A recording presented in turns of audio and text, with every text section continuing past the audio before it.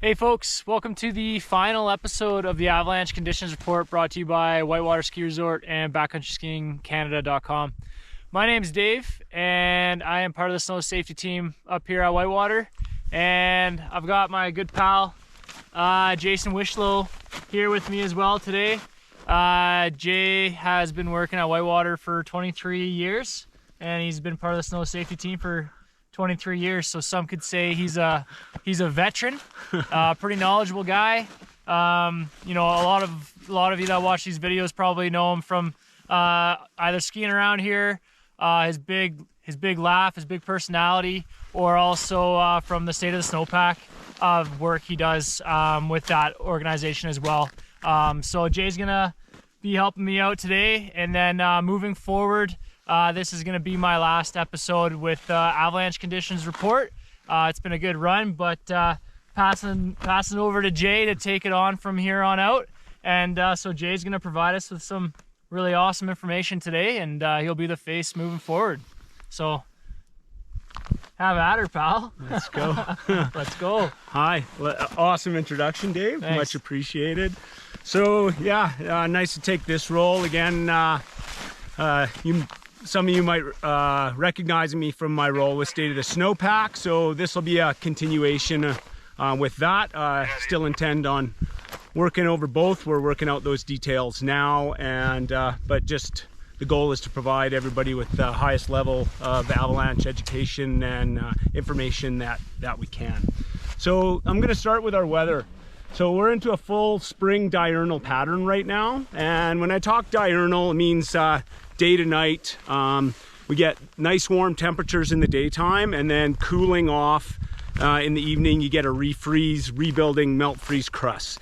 But the thing to remember with spring is that we can get really dynamic weather patterns, and with more inconsistent weather, what we're seeing now, you look at just a week ago or so, we ended up getting a convective cell sitting over Whitewater, picked up 7 centimeters. You know, things can change fast. In the last 2 days, we've had moderate to strong easterly winds. And if you look behind me, just up onto the bench, you can actually see the wind effect up there. It created a wind slab problem very, very quickly. And so important thing to remember is things change fast, and they change faster in the spring, I think, because temperature extremes are a lot more significant, and weather events can come in and we can change from very spring-like conditions to very winter-like conditions in a hurry. So those are things to highlight as you're traveling through.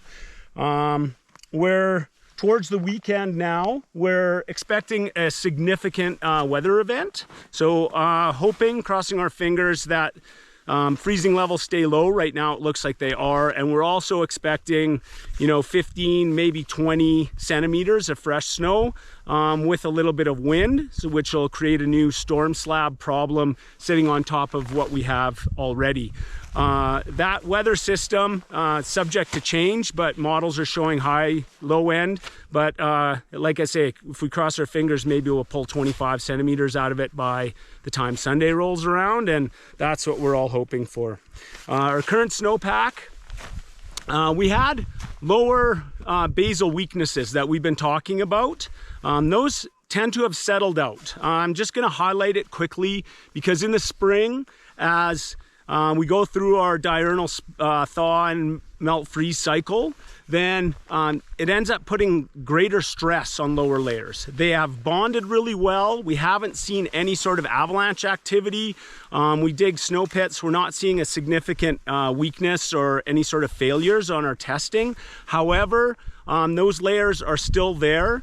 And as it warms up and we increase the load just by snow melt on those lower layers, you can hit a thin spot where those layers can be triggered.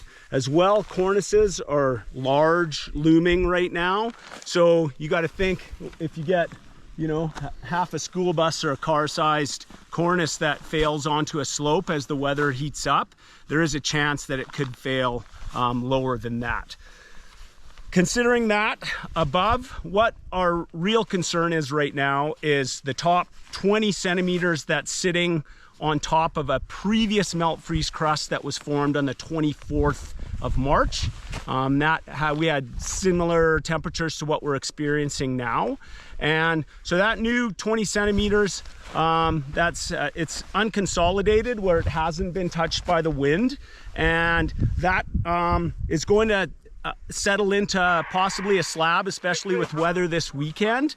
And when it does, it might become reactive because it has a good bed surface for it to slide on. So moving forward through the spring, that's our primary concern. Think about that basal weakness, but primarily think about the dynamic nature, new snow forming on top, building a new storm slab in brief events rather quickly, or wind, and might be able to initiate avalanches there quite quickly. Solar aspects, I mean, when we look up here, if we get a chance to pan up, you can see a lot of wet, loose avalanches that come down. Very predictable on solar slopes in the afternoon at the peak time of warming. So watch for that, and then those should refreeze as temperatures drop during storm. Unfortunately, if you get a bunch of that, the skiing probably won't be very good in there because you're skiing on old frozen chunks of debris. Recent avalanche activity, the wet loose that we've been experiencing, and as well, yesterday we had 3 skier accidentals, a size 1, a size 1.5, and then behind here, it's probably tough to see in the light, but we had a small size 2. And that was triggered loading, forming a wind slab quite quickly, and skiing on top of it. It changed very fast and triggered. No involvements in any of those, but it highlights again the nature of what wind and weather can do and how fast it can do it. We're currently AvCan's calling the hazard 111, so low, low, low, and that's going to change as the weather heats up. Watch for those freshly formed wind slabs that should settle out quite quickly, but they could be there in specific lee features. Remember, the winds were coming from the east or southeast, so it'll be those lee slopes opposite that will be loaded with a fresh wind slab. So use extra caution there on those slopes and avoid your big solar slopes as the afternoon heats up. So I just want to highlight again, rapid changes during the spring, dynamic weather with convective cells that can create a lot of wind and a lot of snow quite quickly, and watch for cornices, watch for our wet loose on, and possibly triggering those deeper instabilities as we move past through April, and who knows what kind of spring we get. Maybe we're skiing into the end of April or early May like we have the last couple of seasons. So that's what to watch for, and I'm super stoked to be here. Happy to take the role on from Dave and provide you with the best information I can, and I'm looking forward to it. And I just want to say thanks to everybody that's been following along for the last few years. I think hopefully you get a lot out of it, and at the end of the day, like Jay Wishlow said there, we're just trying to keep people safe in the backcountry and provide good information. So hope you've enjoyed it. It's been fun, and see you next year with a new face. Yeah, we're gonna miss you, buddy. Hey? And this is Brad from behind the camera from BackcountrySkiingCanada.com. Dave, I just want to thank you for your past few years of service and all the work you've done. You've really helped out. We're going to miss you. Big shoes to fill by Jason, but I know he's going to do an awesome job, and we're looking forward to working with you again. So thanks, Dave. I'm still at the resort, but in a different role. Thanks, Dave. Okay, cheers, everybody. Awesome. Next time. Bye-bye.